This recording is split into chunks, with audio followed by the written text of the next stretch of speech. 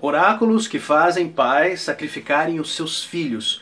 Um jovem que, ao fugir do destino, marcha inexoravelmente para cumpri-lo. Uma peça encenada no primeiro ano de uma grande guerra e que relata e dialoga com uma peste que matou 30% da população de Atenas. Tudo isso nós encontramos em Édipo Rei de Sófocles, talvez a maior peça trágica da história do Ocidente. Uma peça cuja importância nós certamente não resumiremos em 10 minutos. Mas o objetivo desse vídeo é trazer aqui alguns pontos para que você possa se aventurar nos meandros dessa peça fundamental para a tradição do Ocidente. No enredo, nós temos a cidade de Tebas, lembrando que a cidade de Tebas tem uma relação direta com Dionísio e com a descendência de Dionísio e a descendência daquela família real. Nós temos um rei, Laio, que recebe um oráculo. Uma voz divina interpretada pelos sacerdotes que diz que futuramente, por uma punição em decorrência de crimes anteriores, o seu filho será o responsável pela sua morte. Ele apresenta a sua esposa Jocasta essa profecia e os dois decidem condenar o seu pequeno rebento chamado Édipo à morte depois de receber esse oráculo. Édipo é abandonado, ainda bebê, no monte perto da cidade de Tebas e para os seus pais a vida deste pequenino foi levada pelas feras naturais. Só quis o destino que Édipo sobrevivesse e fosse levado para a cidade de Corinto, novamente Corinto, para ser criado ali como um filho do rei e da rainha de Corinto. Quando chega à vida ou à idade adulta, Édipo, por sua vez, recebe um oráculo, e esse oráculo diz que ele será o responsável pela morte do seu pai.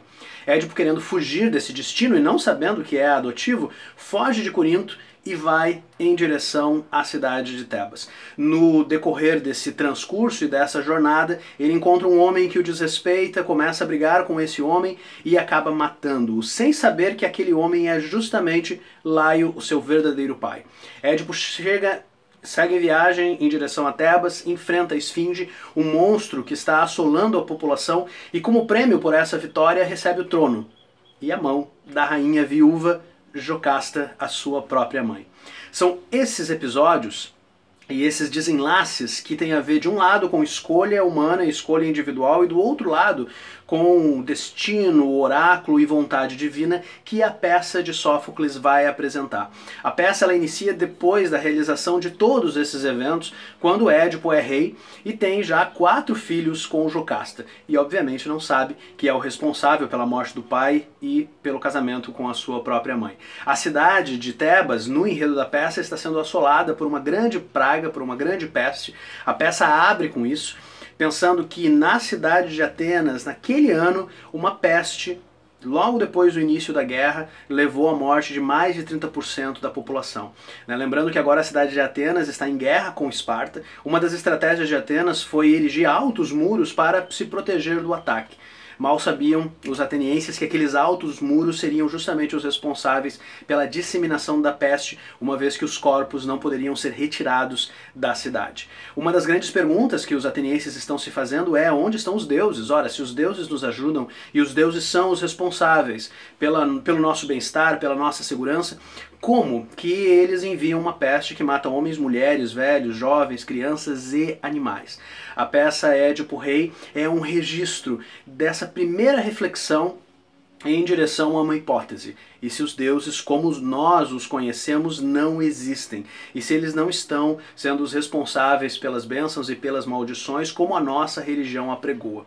Sob um certo aspecto, Édipo Rei é o registro de um primeiro salto imaginativo em direção a uma hipótese de que nós, mortais, de que nós, seres humanos, não temos as nossas vidas controladas pelas forças divinas. Toda a peça, e especialmente o comportamento de Édipo e Jocasta, tratam disso, de uma desconfiança para com os deuses e especialmente de uma desconfiança para com os sacerdotes, para com a religião e especialmente para com os oráculos. Uma voz dissonante na peça é a do sacerdote Tiresias, que vem justamente para expor a Édipo seus crimes e dizer que ele é o responsável pela praga.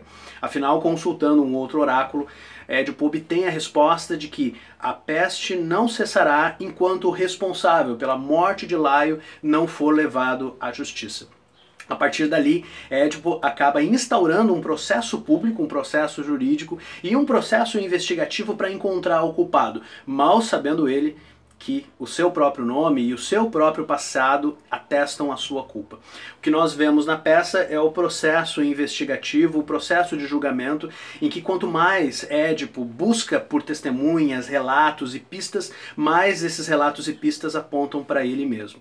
No final da peça, Édipo é revelado a esse herói a responsabilidade sua para com a morte de Laio, e não apenas isso, a sua própria identidade. O que nós vemos no final da peça é Jocasta findando com sua vida, uma vez que é exposto não apenas o crime anterior de ter assassinado o próprio filho, como também o fato de que ela divide o leito com o seu filho e que ela gerou com o seu próprio filho outros 4 filhos.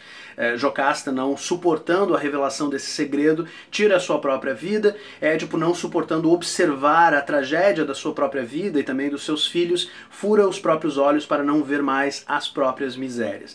Ele termina a cena em absoluto fracasso, né? Afinal é o responsável por levar a peste e os crimes à cidade de Tebas, mas também ele termina a peça em sucesso, uma vez que ele fez o que ele prometeu no início, livrar a cidade do culpado pelos crimes. E é essa peça que acaba sendo central por uma série de razões à tradição posterior. É uma peça que no contexto histórico trata de oráculos, trata de uma suspeita com respeito à religião, mas que no decorrer dos séculos vai se tornar uma série de coisas para uma série de críticos e historiadores. Para filósofos, é uma peça que pela primeira vez apresenta um personagem disposto a se auto-investigar, um personagem disposto a fazer a grande pergunta que norteia a existência de todos nós. Quem sou eu? De onde eu vim? Qual é o meu destino? Até que ponto eu controlo o rumo da minha existência?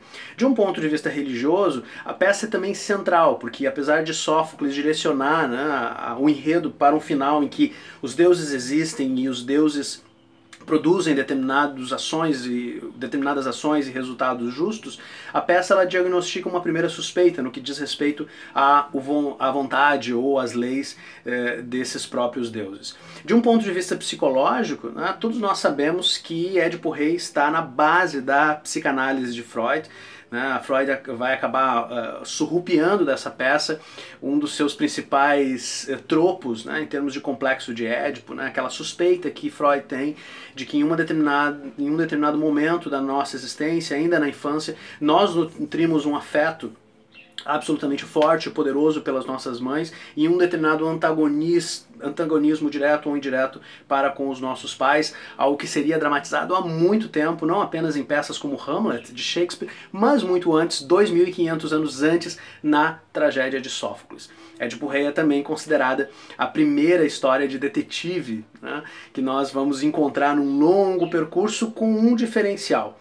Aqui, o crime, quem matou Laio, é solucionado curiosamente, tragicamente, paradoxalmente, pelo próprio assassino sem o saber.